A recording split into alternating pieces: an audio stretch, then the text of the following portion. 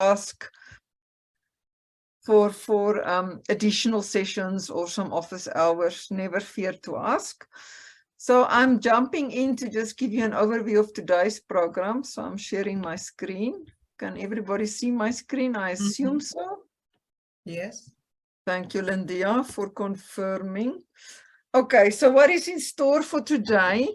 As most of you know, we started with phase 1 consensus building. So just to let you know, I wrote there in the first line, focus of remaining ALESBA sessions and webinars.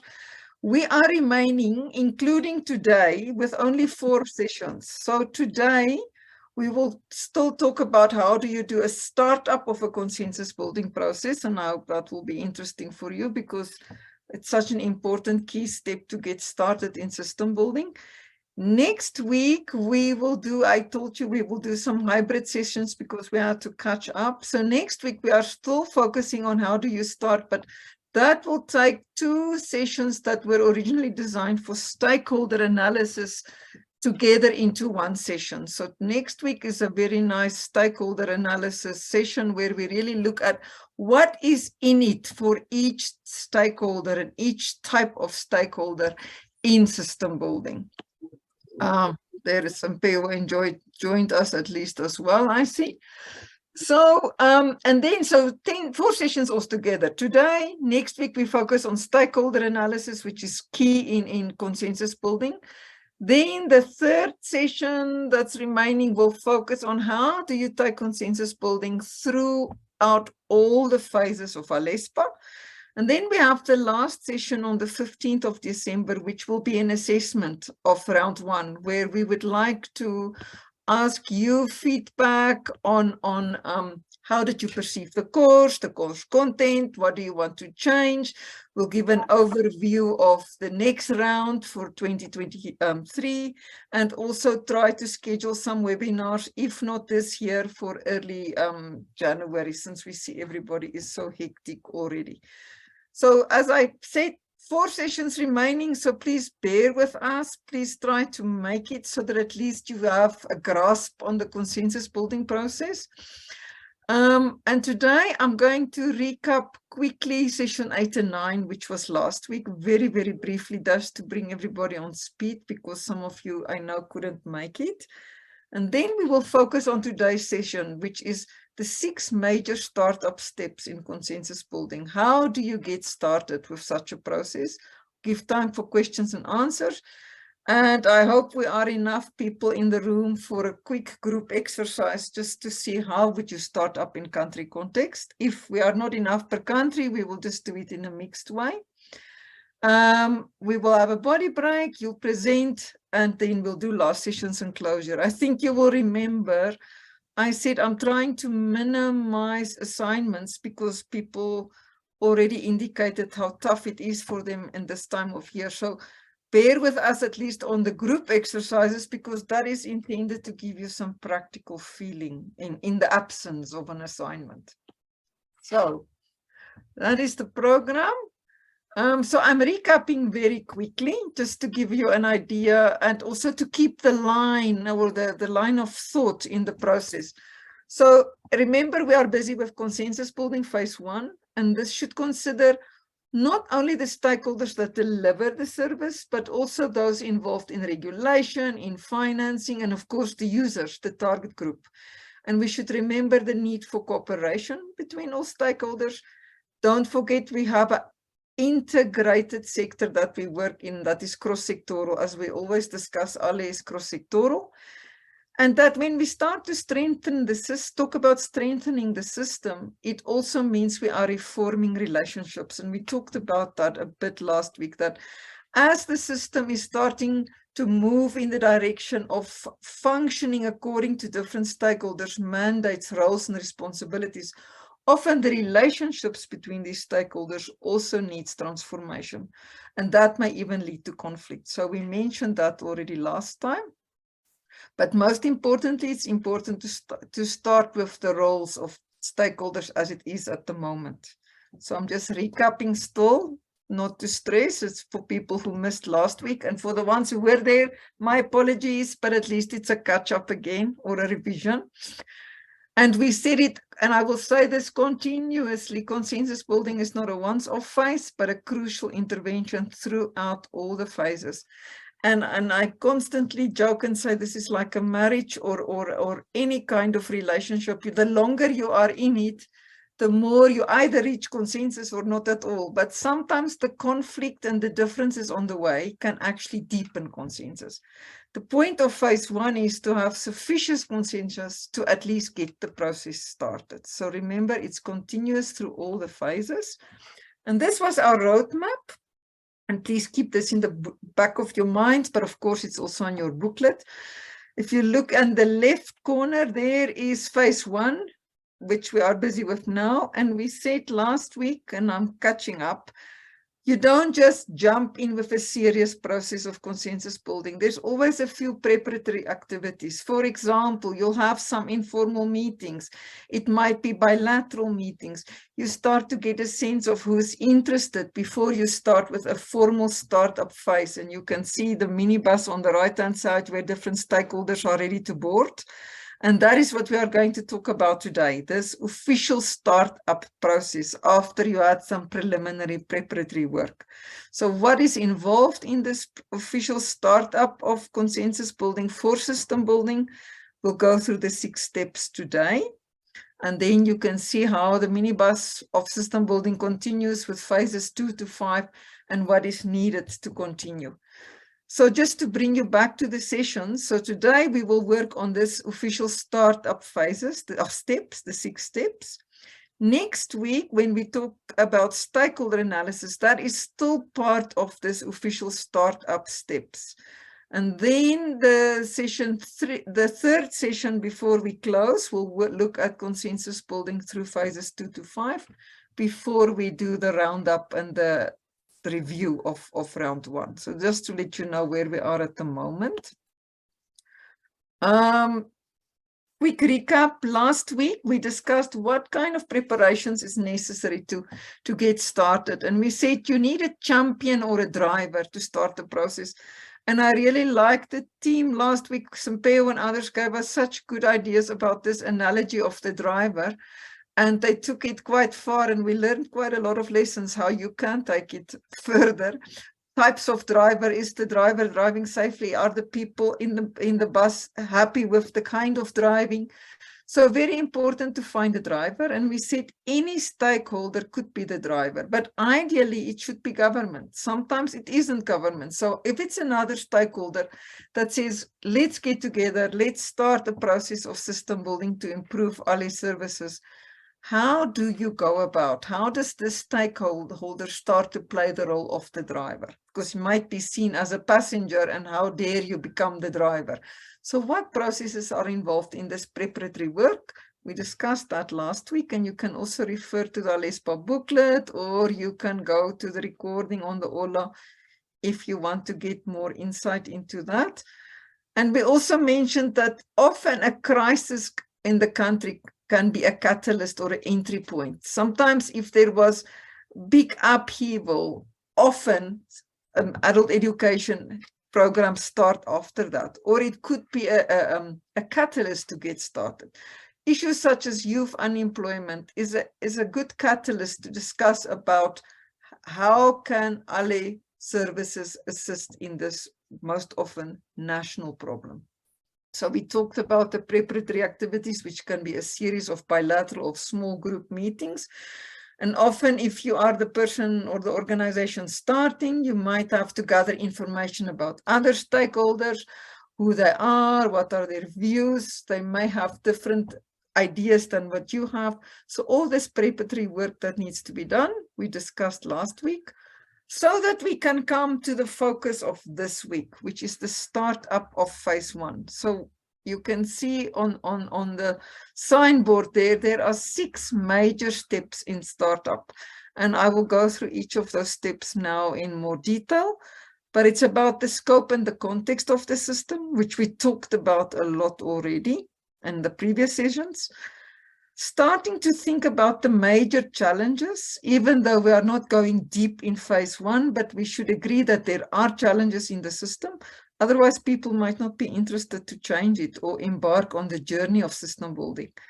doing at least a preliminary visioning exercise. It might not be the full one because you cannot do that one unless you've really properly assessed the status of the system, but at least a preliminary vision, because it helps to guide you to where you want to go with the whole system building process. And then, as I mentioned, stakeholder analysis is a very important step, because that will give you an idea of the intention and sometimes the even not known or visible intentions of different stakeholders in the process. You have to think through how will you introduce ALESBA as an approach for system building, or the tool that you will use, and to develop a plan among stakeholders how to implement it. So these are the 6 steps. And I'm going to go through each step in a little bit more detail now. I hope I'm not going too fast. You will stop me if I am. And I will give time for questions as soon as I'm done with the presentation. But if something disturbs you on the way, feel free to put up a hand. So from the 6 steps, let's just look at them in a little bit more detail. I already mentioned them briefly now, like you've seen on that slide and on the picture. But let's look at the first one of the 6. Define the scope and context of the ALE system. You will remember that was one of your first assignments, and it came up again and again as we went through the session, because you are building a system for a certain scope of ALE services. For example, the South Africa team decided that it is around community learning centers and the services delivered there. In Tanzania, you decided it is wider. It will include literacy, out of school youth, but also services delivered at FTCs. You saw this, the ALE service delivery scope as all of that as an inclusive system. Uganda, you focused a lot on ICALO and the work done at CLCs, but it's also integrated focus. So that becomes the scope of the system that we want to strengthen. And therefore, I'm not going to look at that much again today. It's just to give you a reminder that as soon as consensus building start, you have to be clear on the scope of the system that you're going to strengthen. And even if you have the scope, there is still a big question remaining of the existing services versus the needs and the demands. And as we go through round 2 next year, especially when we start to assess the current system, it doesn't necessarily mean that the services that are currently delivered, even if they are delivered with quality, doesn't necessarily mean this is the services that are needed, or that it is sufficient, that there might be other services that the target group need as well. And that may affect the scope and context of your service delivery. There might also be a historical context, and you can look in the booklet on phase 1. There are tools like the timeline, which you can use among stakeholders to track the different, how can I say it, the different range of services that's been delivered over time. And that often affects how you want to change the service delivery mechanisms and the scope. You can also look, once again, there's a nice tool about mapping the range of the existing ALE program interventions or services. If you have a big map of the country and you start to look at which kind of services are delivered throughout the country by government, by NGOs, by CBOs, it also gives you a good idea of what is the existing scope of the ALE system in the country. So this is just to have a funnel, a point to look at for the whole process. So that was the first major step. The second one is to unpack and agree on major challenges affecting the existing system and service delivery. Unless we agree that there are some challenges, we meaning all the stakeholders in the process, unless we agree there are challenges, we might not see the need to improve the system. And this is the rationale for system building in the first place. Once again, I want to refer you to the tools in the booklet of phase 1. There's a very nice battery tool, because remember, when you start the process of consensus building among stakeholders, you may have a range of mini workshops or even bigger workshops to go through these steps, to address these issues that we are discussing now. And so you will need tools to engage them. And the battery tool, for example, is a very simple tool that asks stakeholders, you have a battery for each of the system elements, and you would ask simple questions. How full or how flat, as we would say, is this battery? And they will indicate it visually, which will give you an idea to ask probing questions. Why do you say it's empty? Is it because certain system building blocks are not in place or not functioning? So it's a quick, rapid way in a workshop to analyze the current status of the system before we do the intensive assessment in phase 2. And the same with cause and effect analysis. If people would brainstorm all the challenges in the system, that can easily be constructed into a cause and effect analysis diagram. And all of these tools in a workshop will give an idea that definitely the system needs improvement, because you need to almost provoke stakeholders to start to look at the process. So that's the second major step. And I go through the steps, but it doesn't mean you do all of this in one workshop. Consensus building can take months, can take a year. The point is, are you going to build consensus for 3 years, or are you rather going to, at least when you feel you have sufficient consensus to at least move forward, then you can already engage in phase 2, which is the assessment of the system. And often that assessment, as people in the Uganda team will tell you, often the assessment in itself creates consensus among stakeholders about the challenges, and also make them to start to see where they actually have similar ideas. So the third major step is to do a visioning, or a preliminary, as I said, visioning exercise, just to have an idea, where do you want the system to go? So we are actually saying, and I want to read it from the booklet because it's the exact task, a preliminary vision that describes what the new ALES system will look like and how it will contribute to national goals and service delivery. And I think we can ask ourselves, does any country at the moment have such a vision, a national vision for your ALES system? And once I've done with the presentation, I would really like to hear from you about this.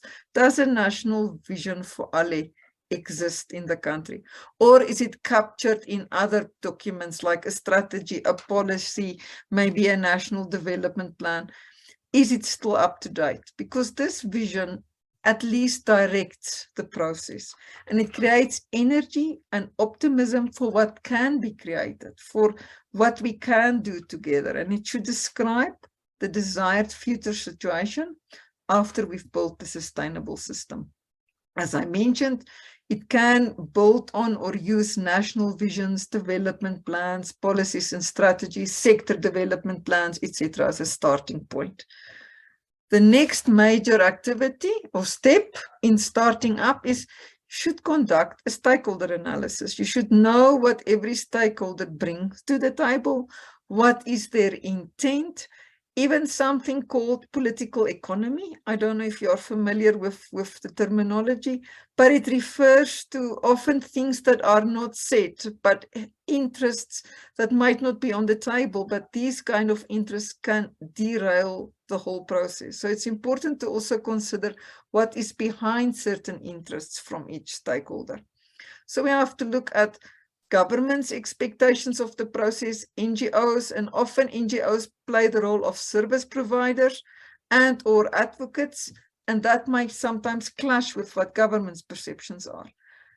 If each stakeholder is clear on their role, their capabilities, and what they can bring to the table, you are starting to look for synergy and complementary actions between each stakeholder.